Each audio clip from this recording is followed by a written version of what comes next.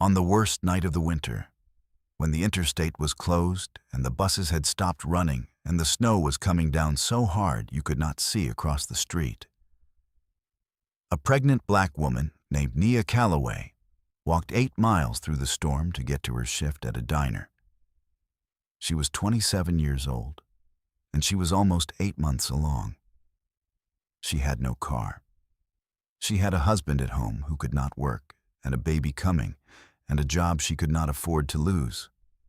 And when she could not find another way there, she put on the warmest coat she owned, which was not warm enough, and she started walking. 8 miles. Into a blizzard.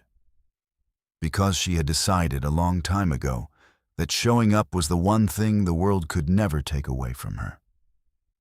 It took her almost 3 hours. She arrived soaked through and shaking so hard she could barely speak. And she did not complain, and she did not ask anyone for sympathy. She tied on her apron over her pregnant belly, and she went to work. And sitting in a booth in the corner, stranded by that same storm, was a man worth more money than that entire diner would earn in 100 years. An investor who had seen a great many things in his life and had become very hard to impress. And he watched a soaked, freezing, pregnant woman walk in out of a blizzard and tie on an apron and start refilling coffee. And something moved in that hard man's chest that had not moved in 30 years. Stay with me all the way to the end, because what that investor did after watching Nia Calloway is going to stay with you a long, long time. And before we begin, do me one kindness and tell me in the comments where you're watching from tonight. It always means more than you know.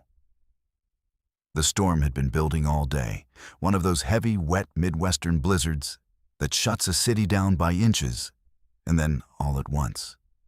And by the time Nia Calloway's shift was supposed to start at 4 o'clock, the world outside her small apartment had gone white and roaring and impossible. She stood at the window with her hand on her belly and watched the snow erase the street. And she did the math she was always doing, the hard math of a life lived with no cushion. The buses had stopped, she had checked, the whole transit system suspended for the storm. They had no car. The old Buick had died for good 2 months back, and there had been no money to fix it or replace it.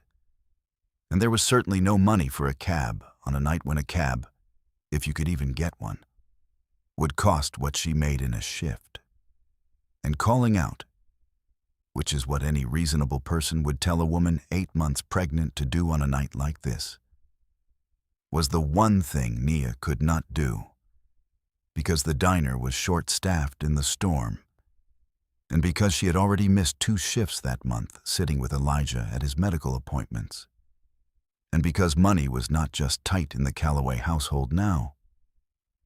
It was a wolf at the door, and a person with a wolf at the door does not get to call out of work because of weather. So Nia Calloway did the arithmetic and came up with the only answer it allowed, which was her own 2 feet. 8 miles. She knew the route by heart from riding the bus 1,000 times.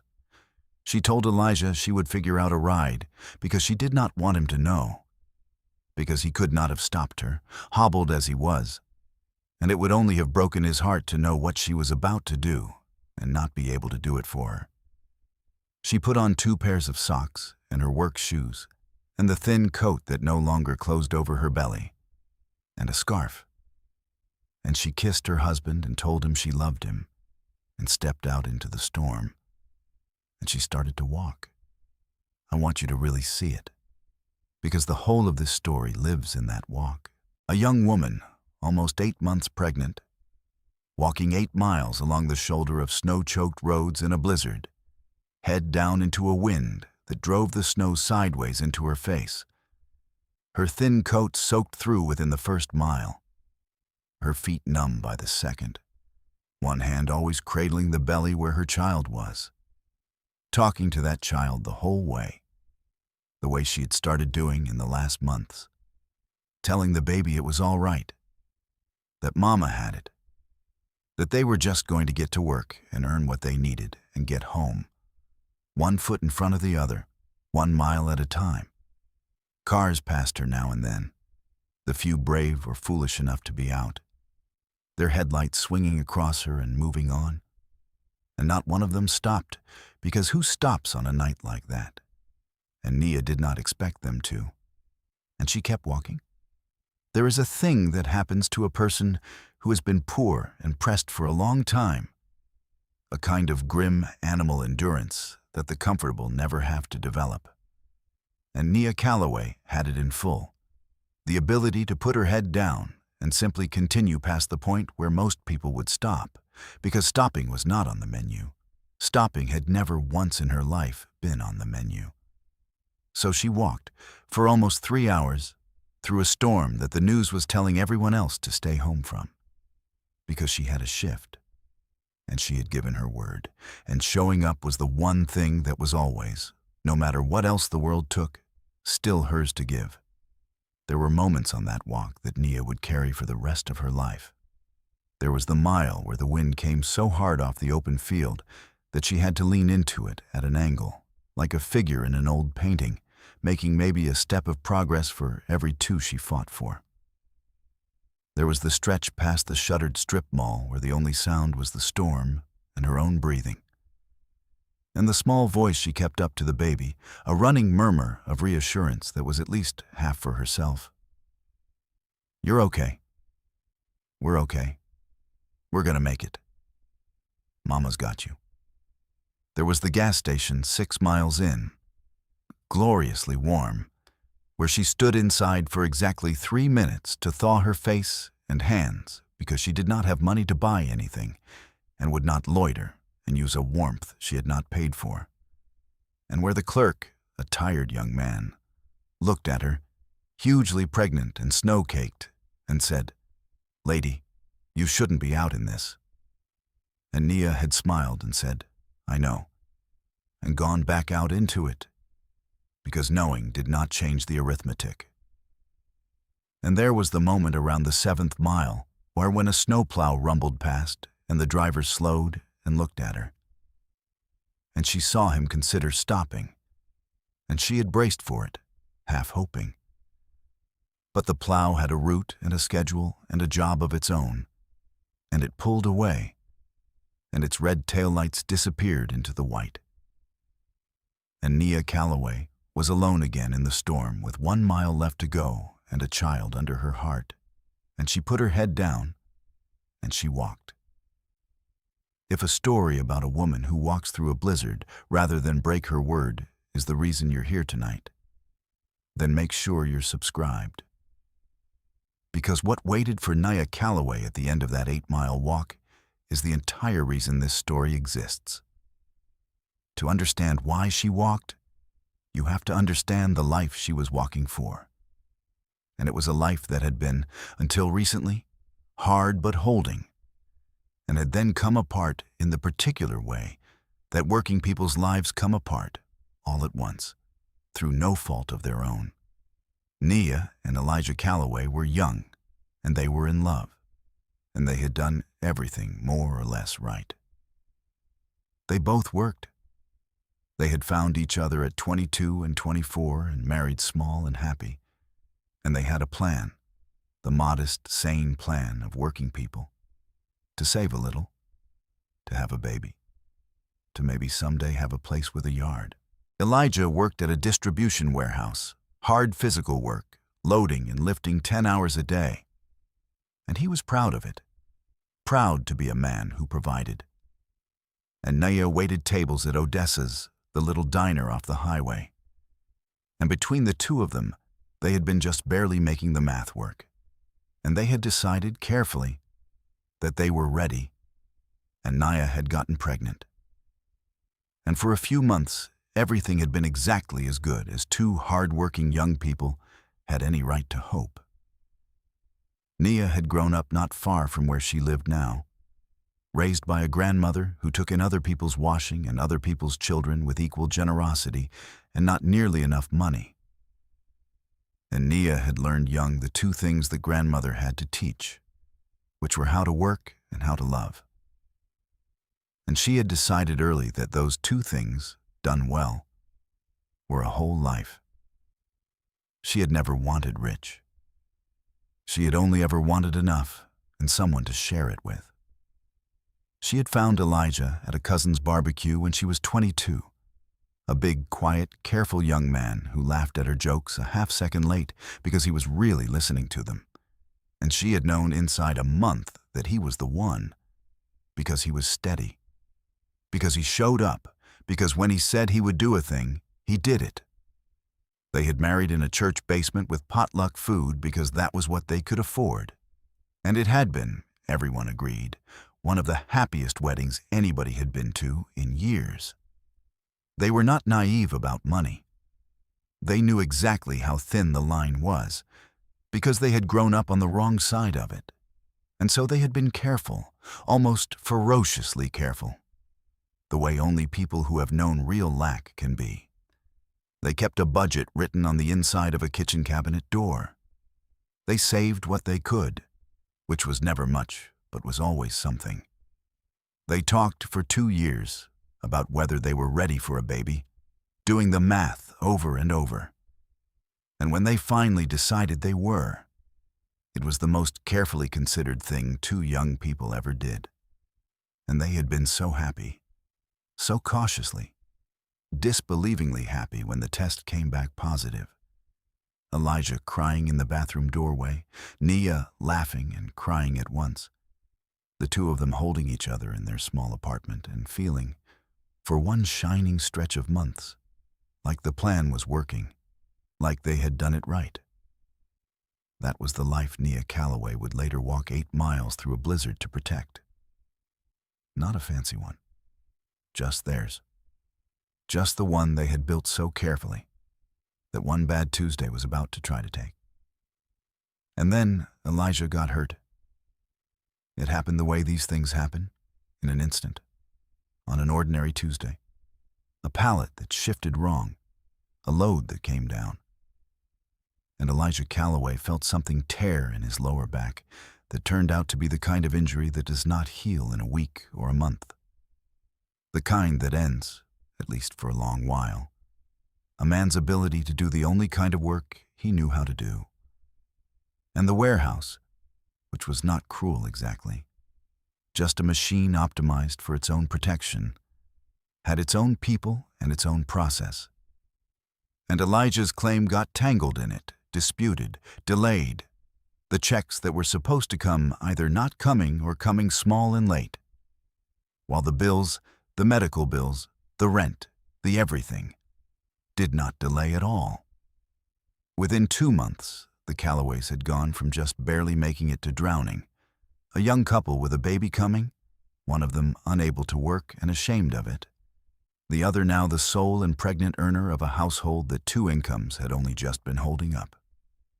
And Nia's job at the diner, her tips, her shifts, had gone from being half of their support to being all of it, the single thread the whole family now hung from, which is why a woman, 8 months pregnant, walked 8 miles through a blizzard rather than let that thread fray for even one night.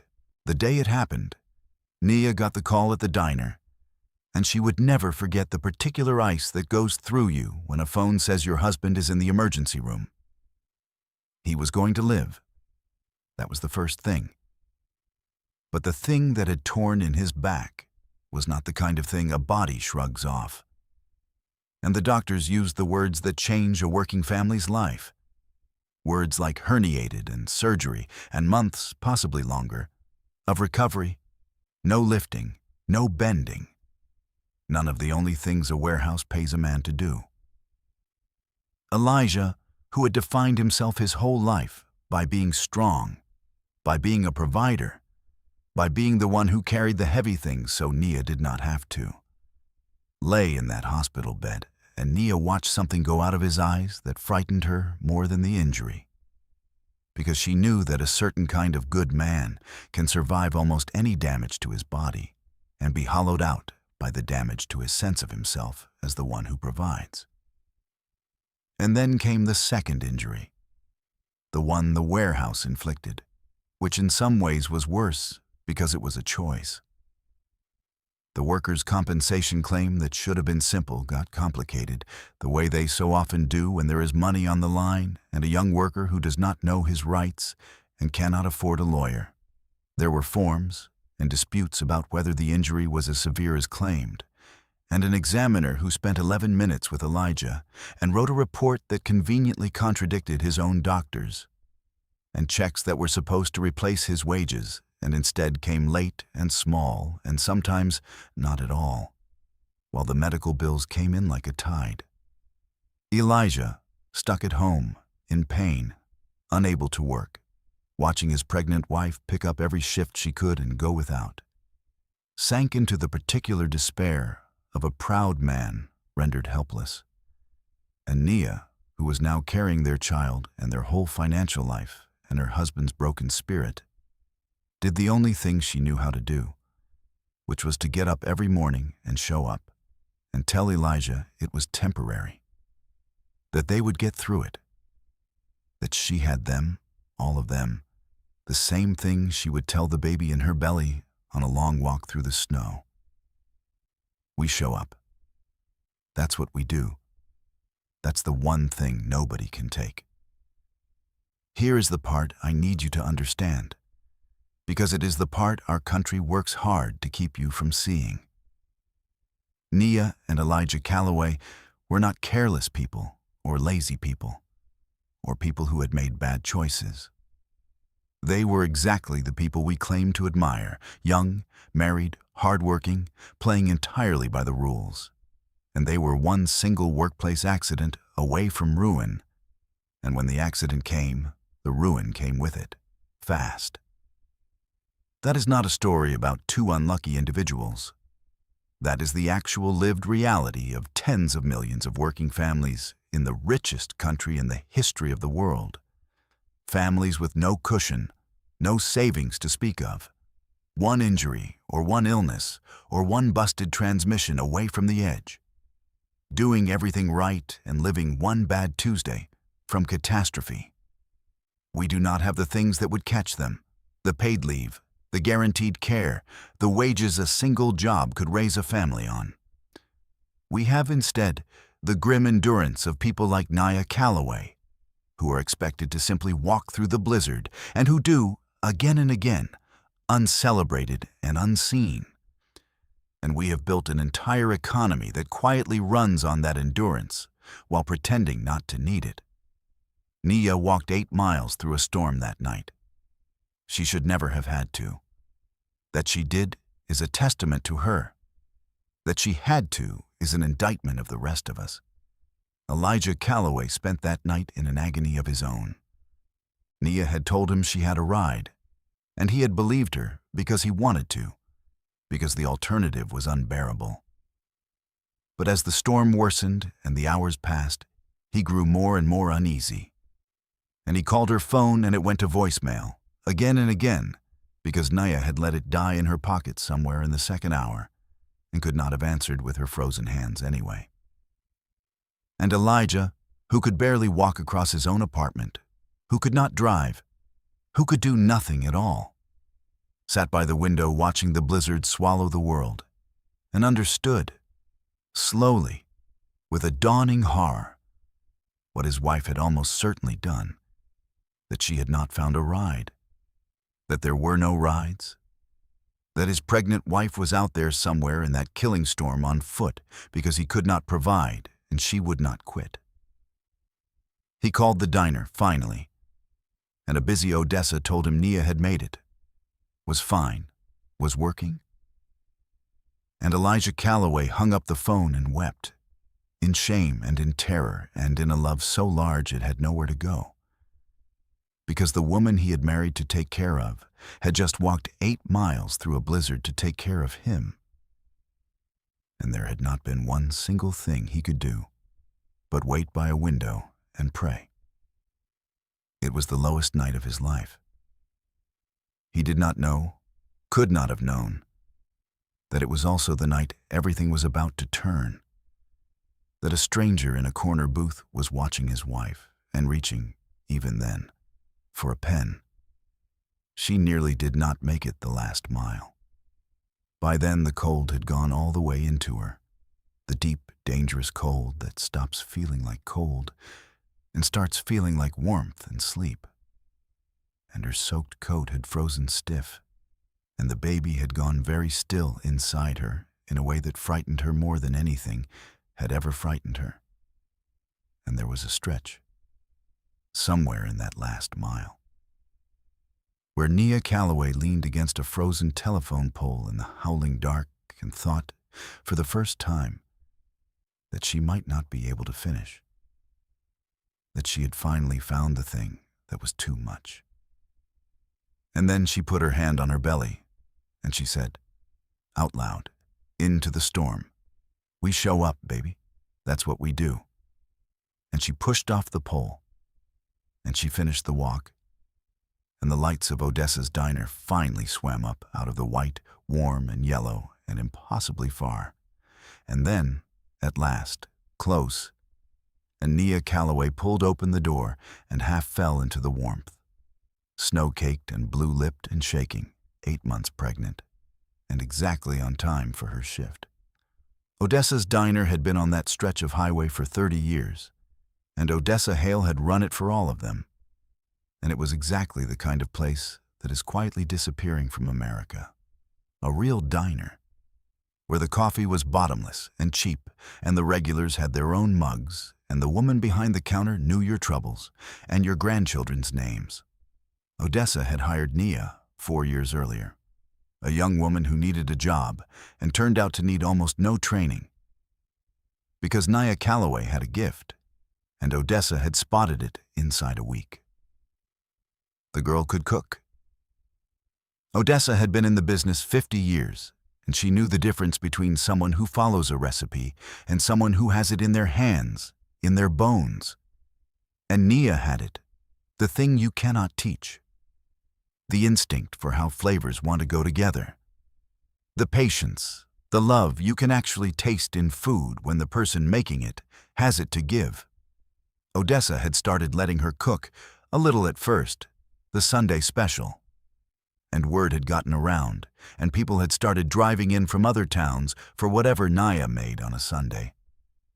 And Odessa, who had no children of her own, had come to love that young woman like a daughter and to believe, with a fierce private certainty, that Nia Calloway was meant for far more than a waitress apron in a dying diner off the highway.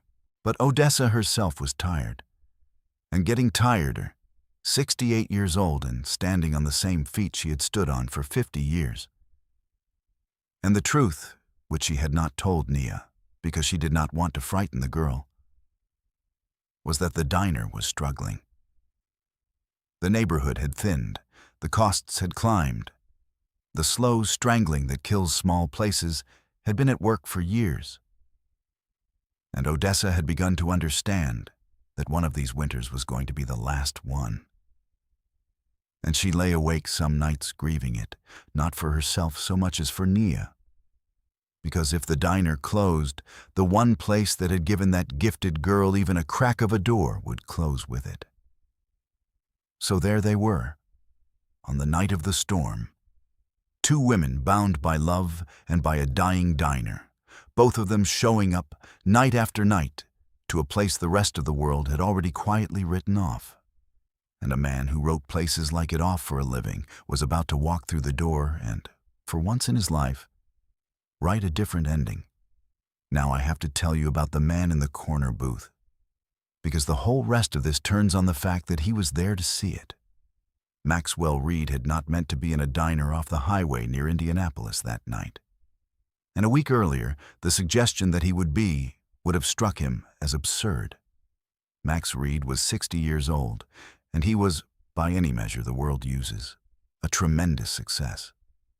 He had grown up with nothing, less than nothing, and he had built, through 50 years of relentless work and a genius for seeing value where others did not, a private investment firm that managed billions.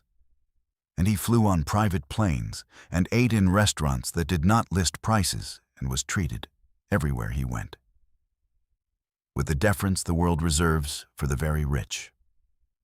And he was, on the night of the storm, profoundly and secretly tired of all of it. In a way he had only recently let himself admit. He had been flying back from a deal, and the storm had grounded his plane. And rather than wait in a hotel he had, on an impulse that surprised him, had a car take him toward home through the weather. And the interstate had closed, and the driver had pulled off. And the only thing open, the only warm light in a white, roaring dark, had been a little diner called Odessa's. And so Maxwell Reed, who had not sat in a place like that in 40 years, found himself in a corner booth with a cup of average coffee. Stranded, waiting out a blizzard, a man from one world set down, briefly, in another. He had been watching the diner with the detached eye of a man who evaluated things for a living, and finding it, frankly, a relic. The kind of marginal small business his firm would have looked at, only to calculate how little its assets were worth. He had watched the tired, older woman who owned it, working the counter herself because she could not afford much help. He had watched the handful of other storm-stranded souls nursing their coffee. And he had been, if he was honest, a little bored and a little melancholy, sitting in the ghost of a kind of place he had spent his whole life climbing away from, when the door blew open in a gust of snow and a young pregnant woman half fell through it, soaked and shaking and blue with cold. And Max Reed sat up. Because what he watched next, over the following minutes, rearranged something in him that he had thought was permanently set.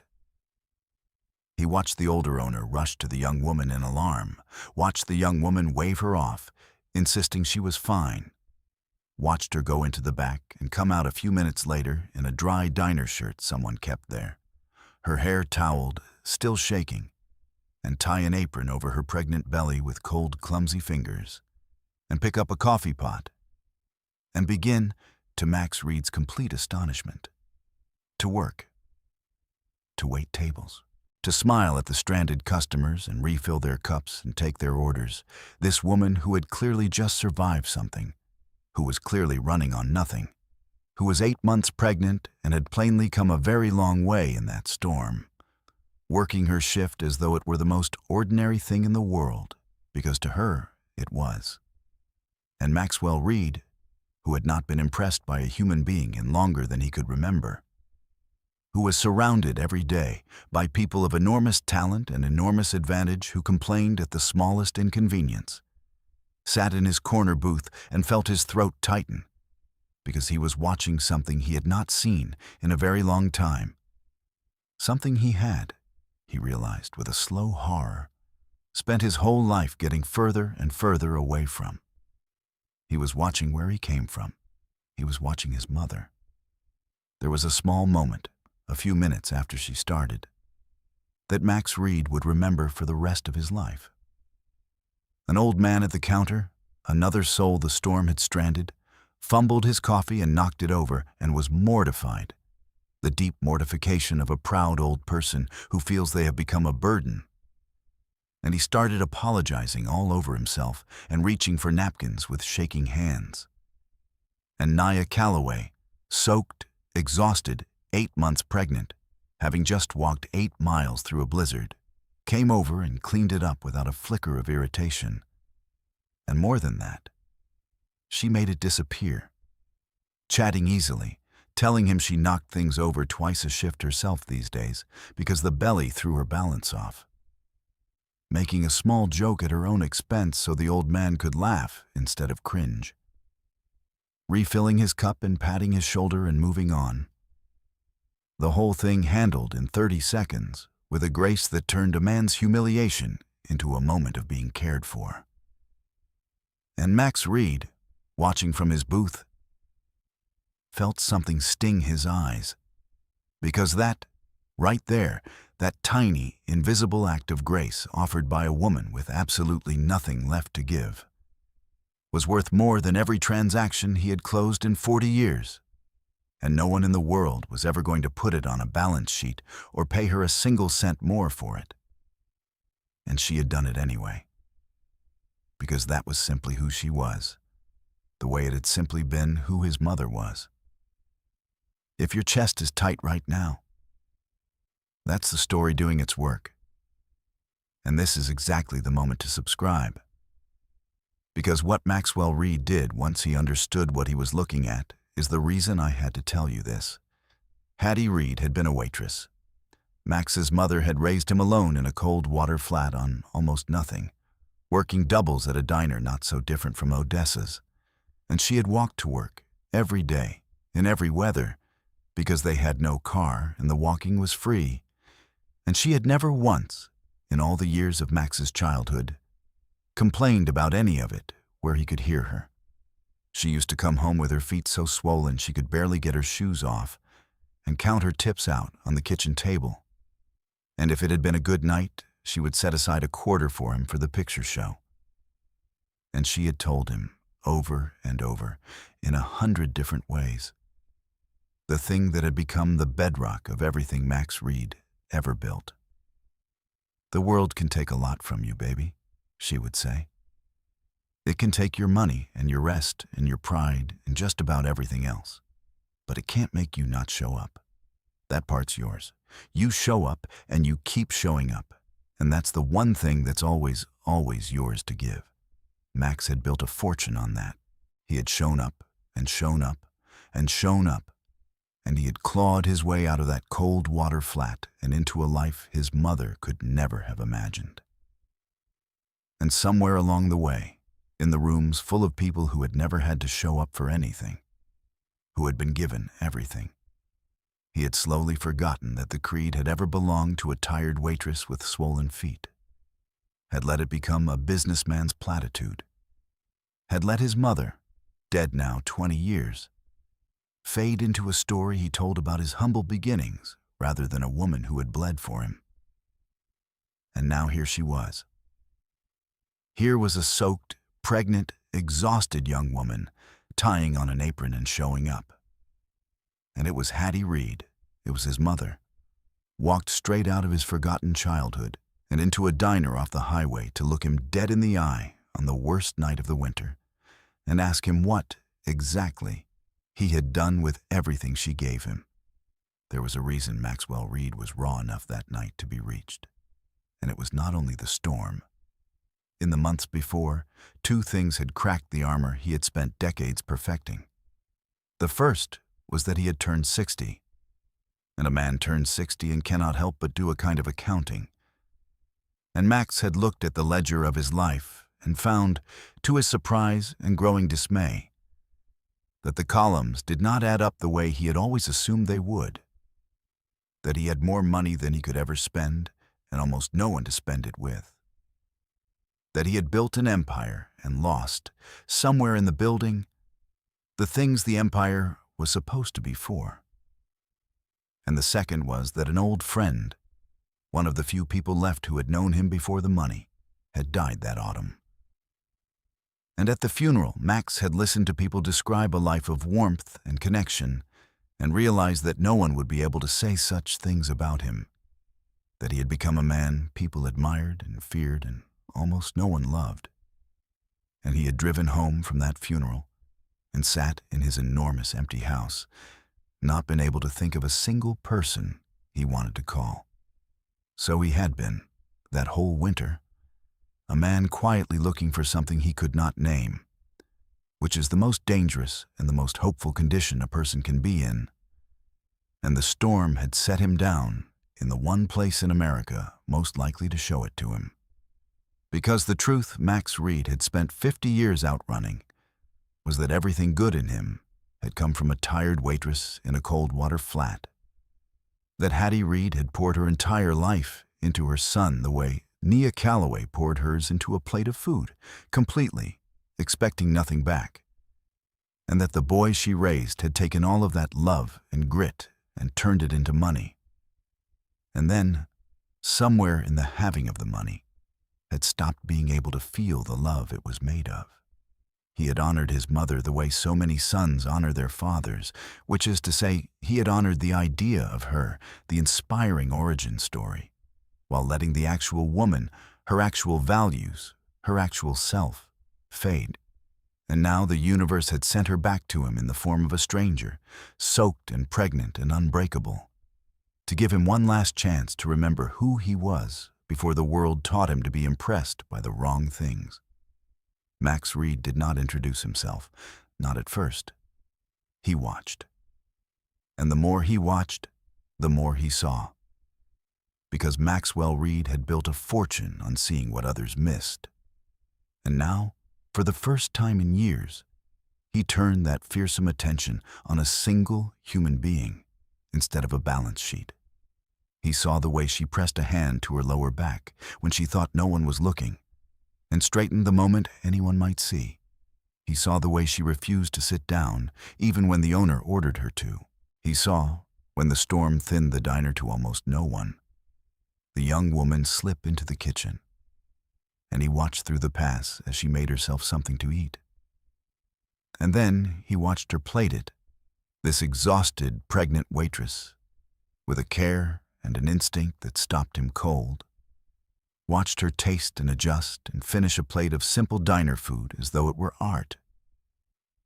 And Max Reed, who had eaten in the finest restaurants on earth, found himself thinking, that woman is not a waitress. That woman is a cook, and not an ordinary one. He got up then and went to the counter and asked the owner, Odessa, casually, who did the cooking. And Odessa Hale looked at him with the weary pride of a woman talking about someone she loved and said, "Oh, that's my Nia. Best natural cook I ever saw in 50 years in this business. Folks come from 3 towns over for her special on a Sunday. She ought to have her own place. She'd be famous." "But," Odessa said, and shrugged, the shrug that working people use to hold whole tragedies. Life. You know how it is. Max Reed knew how it was. He had spent his life knowing how it was and using how it was to make himself rich. And something about that shrug, about a 68-year-old woman saying life and shrugging over the wasted gift of a young one, broke the last of whatever had been holding Maxwell Reed at a safe and comfortable distance from his own heart. He went back to his booth, and he began, on a paper napkin, with a fountain pen worth more than Nia Calloway made in a month, to think the way he had not let himself think in years, not about how to extract value, but about how to create it. About where it had really come from, about a tired waitress with swollen feet who had given him everything and gotten, in the end, so little, and about whether a man who had spent 50 years climbing away from her might on the worst night of the winter finally have been brought back. This is the part of the story I most want you to stay for. So if you are not subscribed, do it now. Because what Maxwell Reed offered Nia Calloway, and the way she answered, is everything I am trying to say tonight. He learned the rest of it before the night was over, because the storm kept them all there for hours, and a diner at 1 a.m. in a blizzard is an intimate place, and Max Reed, who could be charming when he chose, got the young woman talking during a lull, gently, the way you coax a deer. He learned that she had walked 8 miles in the storm, and he had to set down his coffee when she said it lightly, like it was nothing, like it was just what you do. He learned about Elijah, the husband at home, the injury, the disputed claim, the whole young family balanced on this one woman's shifts. He learned that she was due in 5 weeks and planned to work right up until the day, because there was no paid leave, there was no cushion. There was only the next shift and the next, and the wolf at the door. He learned that she had wanted once to maybe someday have a little place of her own, a tiny diner or a lunch counter. Nothing fancy, just somewhere she could cook her own food for people. And that she talked about this dream the way Nia talked about everything hard, lightly, with a laugh, as a thing that was never going to happen, filed away on the high shelf where working people keep the dreams they cannot afford. And Maxwell Reed, 60 years old, billions under management, sat in a vinyl booth in a diner off the highway and listened to a soaked, pregnant, magnificent young woman describe a life of grinding, dignified, uncomplaining endurance. And he made, somewhere in the listening, the decision that would change both their lives.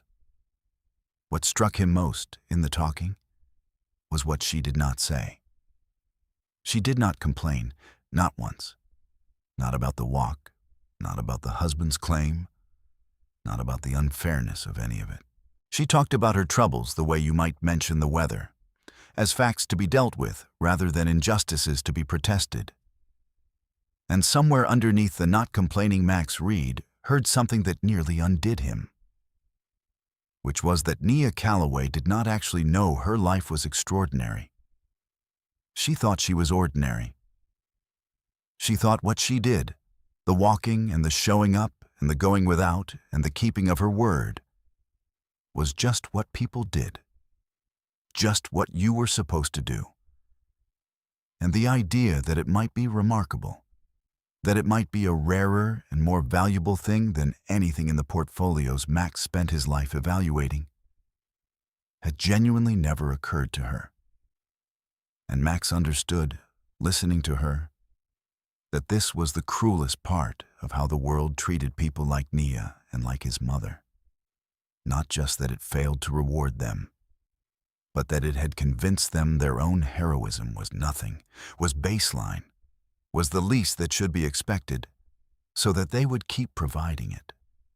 For almost nothing, forever, and never once think to ask for more. He had spent his career profiting from exactly that arrangement. And he sat in that booth and decided he was done profiting from it.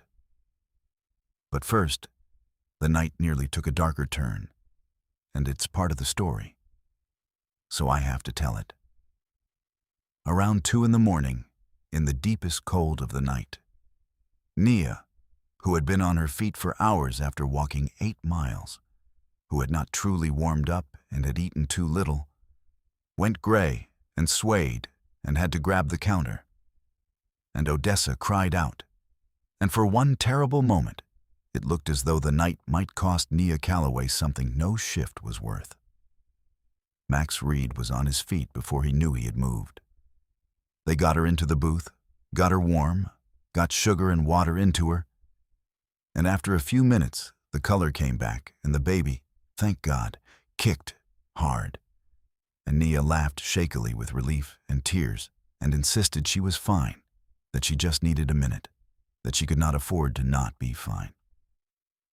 And Maxwell Reed stood there in that diner and looked at a young woman apologizing for nearly collapsing after walking 8 miles through a blizzard while 8 months pregnant to earn a wage that could not keep her family afloat, a young woman who could not afford to not be fine. And the last thing in him that was holding back broke completely. And he knew that he was not going to be able to get back on a plane and fly away from this and let it become just another sad thing he had witnessed once in a diner. He was a man who acted. It was the only thing he had ever really been. And he was going to act now. He waited until she had recovered, and the storm had finally begun to ease, and the gray light of the worst morning was coming up over the snow. And then Maxwell Reed asked Nia Calloway and Odessa Hale if he could speak with them both for a moment, and he told them who he was. Not boastfully, just plainly. He told them his name and what he did and roughly what he was worth, and he watched the wariness come into Nia's face, the instant defensive pride of a woman who has learned that when powerful people take an interest, it usually costs her something. And Max Reed, who understood that wariness because his mother had carried it her whole life, spoke carefully.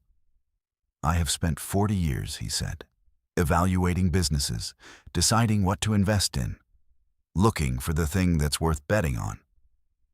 It's the only thing I'm truly good at. And I have sat in this diner all night.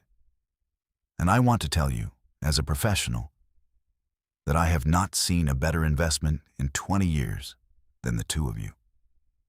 He looked at Odessa. You've built something real here, and you're tired, and you can't keep it going alone. And you've got a once-in-a-generation cook waiting tables in it because the world never gave her a door. And he looked at Nia. And you walked 8 miles through a blizzard to keep your word over a waitressing shift. Do you have any idea, he said, his voice not quite steady, how rare that is? Do you know what people with every advantage in the world fail to do every single day? That you did last night, pregnant in a storm, for $14 in tips? I have spent my whole life looking for people who will show up like that, and they almost do not exist, and I am sitting across from one, and she is about to apologize to me for nearly fainting. So I am not going to insult you with charity, because I can see you'd walk right back out into that snow before you'd take it. I am going to make you a business proposition, because that is what this is. What Maxwell Reed proposed. Over the next hour, as the snow stopped and the sun came up white and clean over the buried world, was this. He would buy the diner from Odessa Hale at a price that would let that good, tired woman retire in dignity and comfort after 50 years on her feet, and stay on as the beloved grandmother of the place for exactly as long as she wanted and not a day more. He would renovate it, fund it, back it completely. And he would install Nia Calloway not as an employee, but as the owner-operator and head chef, with real equity, real ownership, a real stake. The door that the world had never given her finally opened, so that the best natural cook Odessa Hale had seen in 50 years could cook her own food in her own place. For people who would, Max was certain, come from a great deal more than 3 towns over once they tasted it. And the part of it that was not business, the part he did as a son and not as an investor, he would handle quietly and separately, and without making it a condition of anything. He would get Elijah Calloway to the best specialists, get that disputed claim into the hands of lawyers who would make the warehouse very sorry it had played games with an injured man, and make sure that this young family was caught, finally, by something on the way down. Odessa Hale, for her part, did not say no.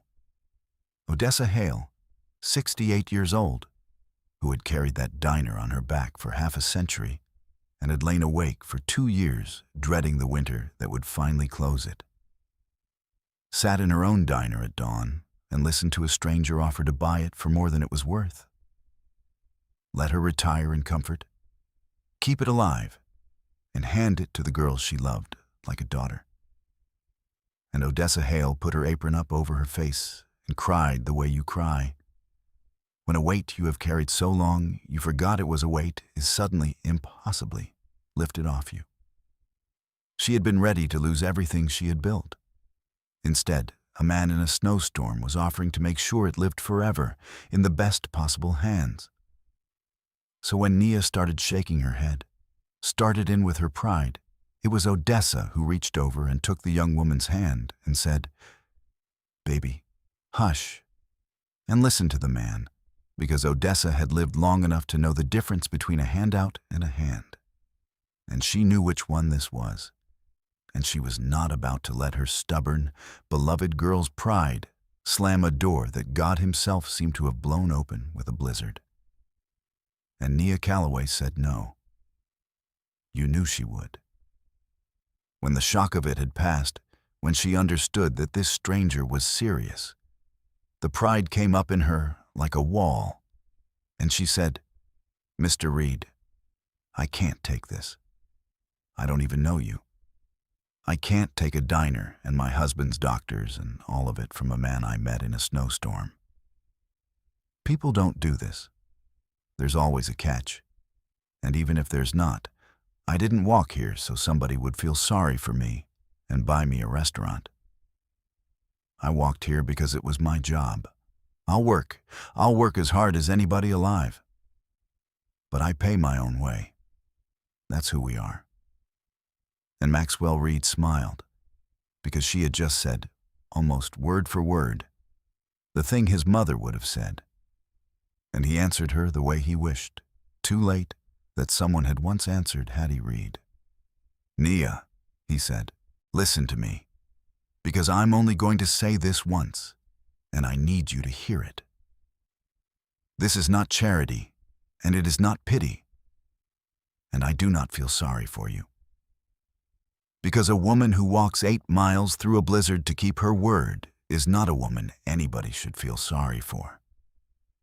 She is a woman everybody should be trying to get into business with.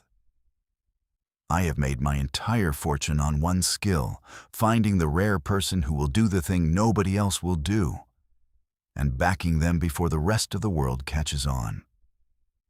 You are that person. You are the surest bet I have seen in my entire career, and I have looked at thousands. I am not giving you a diner. I am investing in the best cook and the hardest worker I have ever personally laid eyes on, because I expect to make my money back and a great deal more. And because," he said, and here his voice finally broke, "because my mother was a waitress who walked to work in the snow her whole life and never once got the door you're going to get. And I spent 50 years getting rich and forgetting her. And last night I watched you walk in out of that storm, and I swear to God it was her. It was my mother. Come to ask me what I'd done with everything she gave me. So you are not taking anything from me, Nia Calloway. You are giving me the chance to finally do the one thing with all this money that would have made my mother proud of me. Don't you dare take that away from me. Let me back you, and then go be everything the world never let her be." And Nia Calloway, 8 months pregnant, exhausted, snow still melting from the coat drying by the radiator, put her face in her hands at a diner booth as the sun came up and wept. And Odessa Hale wept. And a hard man who had forgotten his mother for 30 years finally remembered her. In a diner off the highway, on the worst and best night of the winter. If you have made it this far with me, here at the part that matters most, then stay. Because the morning after a miracle is when you find out if it was real. It was real. Maxwell Reed was, whatever else he was, a man who did exactly what he said he would do. And he did it fast, and he did it completely. Elijah Calloway saw a specialist within the week, a real one, and began the long road back to health with the weight of the disputed claim lifted off the family's neck, because Max's lawyers descended on that warehouse and its insurer like the wrath of God. And the checks that were owed appeared with remarkable speed. And an injured young man got to heal without watching his pregnant wife walk through blizzards to keep them all alive. Odessa Hale sold her diner for a sum that made the tough old woman cry. And she did not have to spend one more winter worrying whether the place would survive. And she stayed on, as promised, presiding over the corner booth like visiting royalty, telling everyone who would listen that she had always known, that her Nia was meant for something.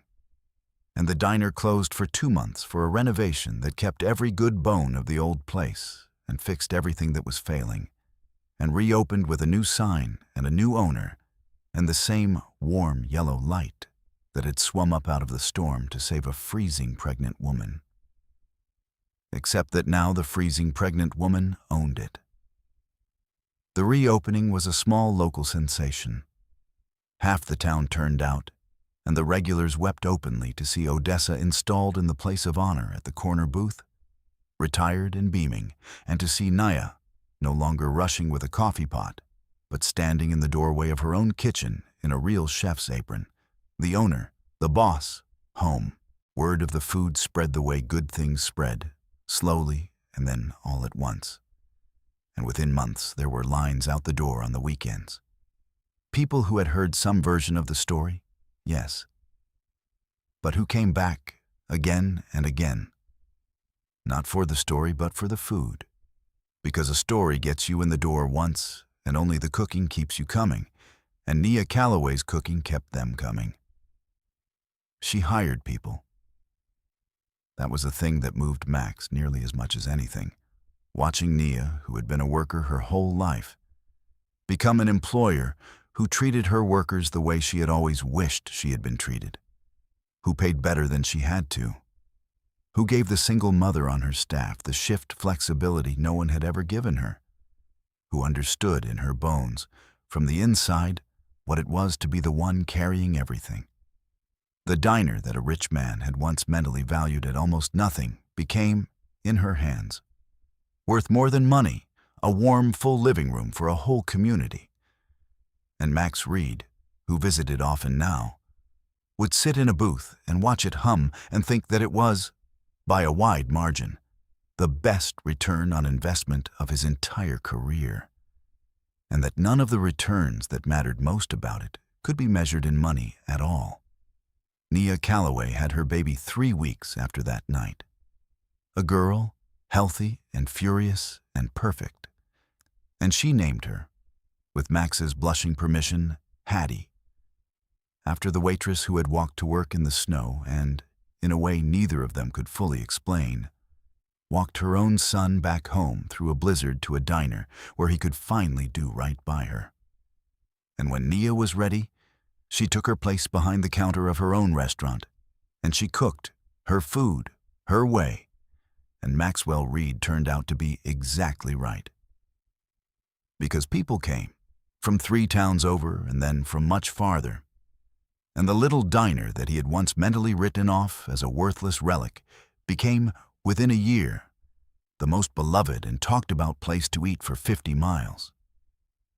Because there is no marketing on earth that can compete with the cooking of a woman who walked 8 miles through a storm and now, at last, got to put all of that heart onto a plate. And there was more. Because the night had changed Maxwell Reed, as surely as it had changed Nia Calloway. The man who had spent 40 years finding the most profitable investments began, in the years that followed, to also find a different kind. Deliberately seeking out the Nias of the world, the working people with a gift and no door, the grinders and the showers up that the financial world overlooked, and backing them, building a whole second arm of his firm dedicated to it, an arm he named simply the Hattie Fund, after his mother. He told the financial press, who were baffled by it, that it was not philanthropy, that it was the best performing thing he had ever built. Because, he said, the single most reliable predictor of success that the entire industry ignores is whether a person will show up when it is hard. And the people who have had to walk 8 miles in the snow their whole lives have that quality in greater abundance than anyone you will find in any boardroom in America. And he was, he said, simply the first one greedy enough to notice. Hattie Reed had raised a son who showed up. And in the end, after a long detour into a kind of success that had nearly cost him his soul, that son had remembered what showing up was actually for. The Hattie Fund became, in the years that followed, the thing Maxwell Reed was proudest of in a life full of things the world called impressive. It backed a woman who had spent 2 decades cutting hair and dreamed of her own shop. It backed a school janitor who could fix any machine ever built and had never been given a chance to do it for real wages. It backed cooks and seamstresses and mechanics and caregivers, the gifted overlooked grinders the whole financial world walked past. And it did it not as charity, but as investment, with real terms and real respect. And it made money, good money, which delighted Max because it proved the thing he most wanted proven, that the world had been wrong, that the people it threw away had been the best bets all along. And every time the fund opened a door for one of them, Max thought of his mother and of a pregnant woman walking out of a blizzard. And he understood that he had finally found the answer to the question Hattie Reed had asked him through a stranger on the worst night of the winter. The question of what he had done with everything she gave him. He had, in the end, given it back. To the people she came from, to the people she would have wanted it to reach. He had remembered, just in time, that everything he was had been built by a woman who showed up, and he spent the rest of his life making sure the world finally learned to see the ones still showing up, out there in the storm, tonight, uncelebrated, unbroken, walking. I want to tell you something, here at the end, the way I do. When I wrote this story, I kept thinking about all the people walking 8 miles through storms right now tonight, that no investor happens to be sitting in a diner to see. The overwhelming majority of the Nia Calloways of this world do not get a Maxwell read. They just walk and keep walking and show up, uncelebrated and unseen, and one bad Tuesday from the edge. And the rest of us drive past them with our headlights and keep going. Because who stops on a night like that? And so, I do not want you to take from this story the comfortable idea that grit gets rewarded, that the universe sends a billionaire to everyone who deserves one. It doesn't. What I want you to take is harder and more useful than that. I want you to remember that you have driven past a Nia Calloway. This week, probably. The person who served you, who cleaned up after you, who showed up to do the hard, invisible job when they had every reason in the world not to. And I want you to remember that you do not have to be a billionaire to be the one who stops. You can see them. You can thank them by name, out loud. You can tip like you mean it. You can be, in the small ways that are available to every single one of us, the person who finally, for once, does not just drive past. So let me leave you with a question tonight. Who is the hardest worker you know, the one who shows up no matter what, who has never once been given the door they deserve? Say their name in the comments. Let's see them tonight, all of them, the ones walking through the storm. I read every comment, and it always means more than you know. And one real thing before I go. Because this story is gentle, but the wolf in it is real and at a great many doors tonight.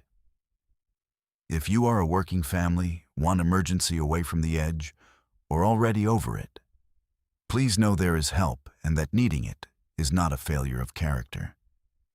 It is a failure of a system that should have caught you. You can dial 211 from almost anywhere in the United States to be connected to help with rent, utilities, food, and family support. And if you or someone you love has been hurt on the job and is being denied what they are owed, you have rights, and a workers' compensation attorney will very often review your case for free. You walked far enough already. You do not have to walk the rest of it alone. If this story stayed with you, share it with someone who has walked through a storm and never once complained. Subscribe for a new story every week.